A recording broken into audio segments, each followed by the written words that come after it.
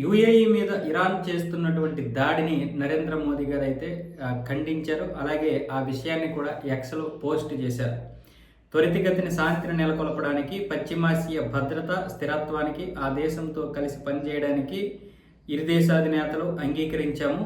అలాగే యూఏఈ అధ్యక్షుడైనటువంటి Sheikh Mohamed bin Zayed Al నహ్యాన్తో, నా సోదరుడైనటువంటి ఈ నహ్యాన్తో మాట్లాడాను.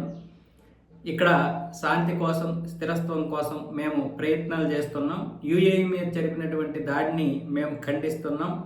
ఎందుకంటే ఇలాంటి దాడులు సామాన్య ప్రజల యొక్క ప్రాణాలను తీసేస్తున్నాయి. ఎంతోమంది ప్రజలు కూడా చనిపోయారు అన్న విధంగా నరేంద్ర మోదీ అయితే మాట్లాడడం జరిగింది. ఇప్పుడు దీన్ని ఇరాన్ ఎలా తీసుకుంటుంది అంటే, అది ఖచ్చితంగా ఇరాన్ మీద జరిగినటువంటి దాడులు కూడా ఆయన ఖండించారు. కాబట్టి ఇక్కడ మనం ఇప్పటికీ కూడా న్యూట్రల్గానే ఉన్నాం. ఎవరి వైపు లేము, ఎవరి పక్షాన లేము. యుద్ధం ఆపమని చెప్తున్నాం.